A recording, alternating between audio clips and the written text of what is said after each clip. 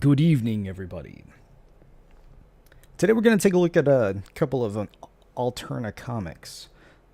If you've not heard of Alterna Comics, they're a comic company that publishes books for anywhere between $1 to $1.99. And this is very much like origins of comics. They've gone back to printing on newsprint and all original characters. There's not a lot to catch up on. New readers, good to come in and start up on.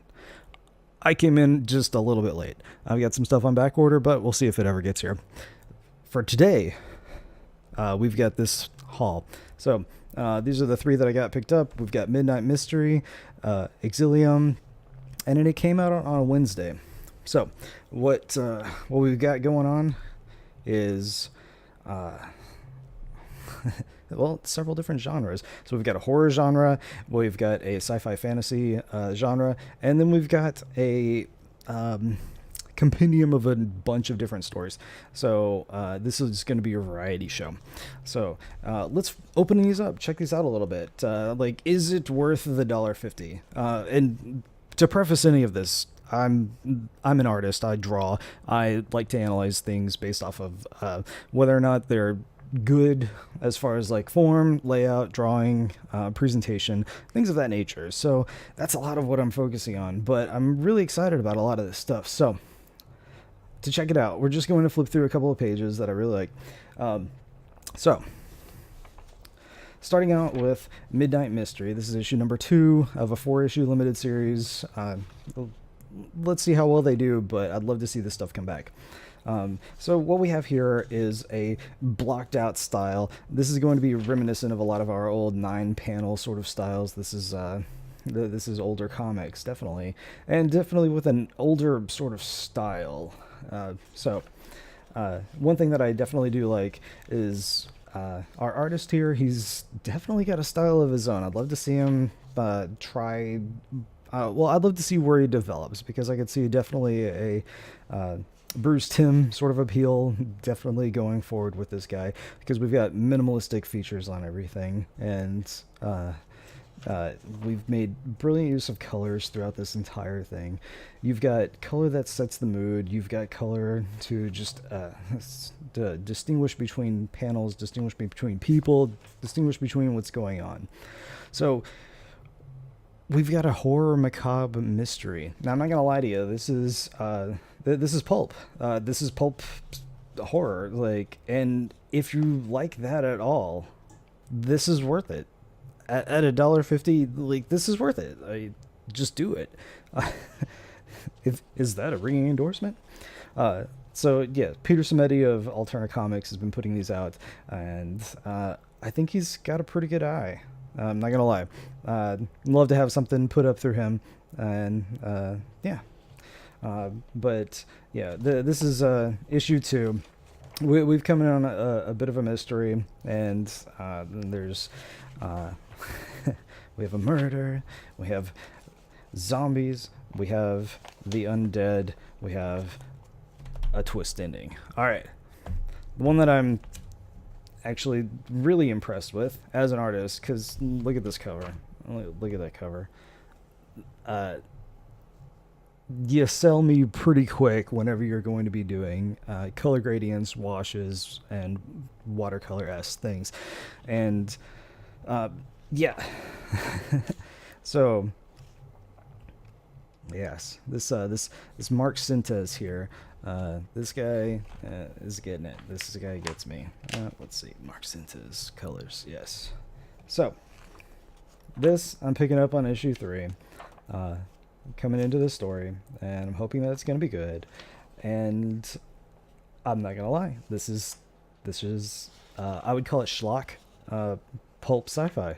I mean, this is pulp sci-fi from, like, looking at your ship designs, looking at like the widgets of things. It's not the super pulp sci-fi where you have fins on the ships and everything shaped like a bullet, but this is very reminiscent stuff from designs that you see in, like, Firefly or Dune. Well, not the Dune the movie, but the the various books that were put out. What was that guy's name? I'll remember it in a minute. The guy that tried to make Doom, the guy that made Hands of Manos. Very, very would have been an interesting take. David Finch got it. I think that he did a fine job. But yeah. So from an artistic perspective, from somebody that loves this stuff, you've got somebody that knows how to lay out some pages. That's for sure. You've got your pencil and your inker are one person. Sometimes it works, sometimes it doesn't. In this one, I'm going to say that it kind of works. He's tracing over his lines. There definitely needs to be something to be said about varying line weight, especially when you're going to emphasize on like where shadows are going to go. You can definitely lead that with your lines, have thick lines on those shadowed edges, things of that nature. But if he's going for this clean, semi-detailed look, then he's got it, and I'm really excited about this one. This is actually looking pretty good. Yeah. And then last but not least, it came out on a Wednesday.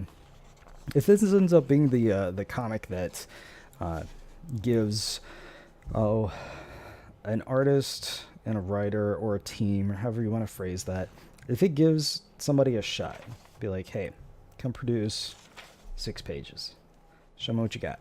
Like, we've got somebody, like, you've got a solid penciler here, you got a solid inker here, they know how to get their stuff done, and it's got some graphic overtones, not gonna lie. This guy's got his style. That's something I never really liked. This is definitely within style of color overrun. All of your lines, everything's got kind of a bit of an after image. Stuff bleeds into other stuff. It's fine. It's just not the way that I go with a lot of this. Like I said, you want to sell me? Sell me on something like this. Like this stuff. You're getting it. You're getting it. This is good. This is what we can do in the digital age pretty easily. We don't have to use gels and cells to be able to color in things anymore. And what can I say? This is a variety book. You've got a variety of stories going through this. Every one of them is just a few pages long. Everyone's a short story. This is getting things across. This is showing a variety of styles as well, because you've got an artist that is strictly black and white, and this can definitely work. You've got somebody that knows how to find their blacks. There's more to be found as far as finding your blacks in a page like this, I would say. I'm definitely a fan of like early David Mack as to how he inked things and how he dictated the flow of a page. And yeah. And with this guy, yeah, this guy's got a definite style. If you like it, you like it. I don't. I'm sorry. All right. Then we've got somebody else. We're definitely developing a style here. This is stuff that you'd see late 90s indie comic style. This is, full digital coloring. And once again, that's not my style. All right, here we go. More black and whites. Black and whites always have a bit of a soft spot for me for these things. So here's somebody that, like, if you notice dynamic page layouts, so this guy puts this panel under this one, and this one overlaps that one at this edge, and so we've got a nice flow for everything. You've got some stuff. I got a question whether or not he's working digitally. He's got to be working digitally with this, but you're working with black and whites. You get to set your mood with the amount of black and how you're gonna actually draw your eye. And so make use of your gradients, make use of your textures. Don't just put like a gradient over your thumb. This is going to be more of a critique of the art than I thought it was going to be. All right. You want some indie style? Oh, that was cute. Let's give that one a fair shake. Oh, that's just a single page. Are we doing that? Yeah. Oh, that's a holiday gift message. All right. But yeah, you want to take a look at a little bit better of a style? Take a look at this guy. This is going to lead into a style, and it lends itself to futuristic sci-fi, in my opinion. You've got clearly cityscapes, people, robot, maybe robot? What's your texturing on that doing?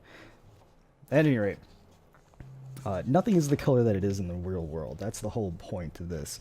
Effectively, what you're saying with this is that everything is the color of the light that hits it, which is a almost true statement, but I always would prefer to see that used on like my highlights and my shadows and my bounced light and things of that nature.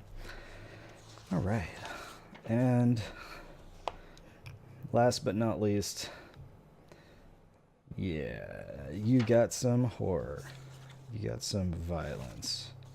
Oof. Yeah. This is like a pulp variety show going on here.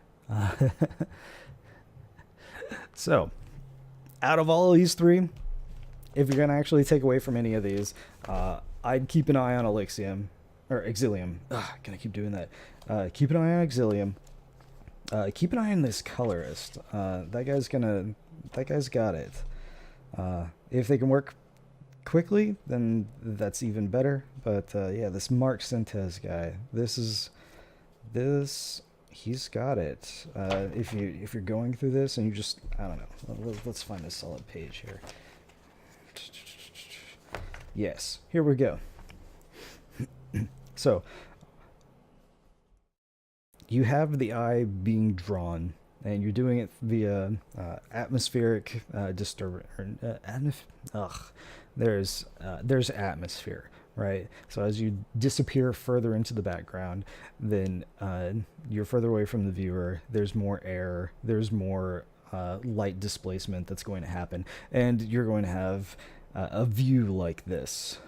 This also correctly and adequately portrays that it's like we're in a place that is foreign, doesn't use an English, doesn't use a series of terms that I don't know what they are. But within this, you're going to have good use of texturing, good use of all of your varying colors, full use of a palette here. And you can tell what's in the foreground, you can tell what goes into the background, you can tell that they're on some sort of ring space station. Like, this is good. This is good. So at $1.50, can't go wrong. All right, that's it for me for today. If for some reason you actually made it through this video, congratulations. I'll gladly take recommendations from you. And yeah, check you next time. Later.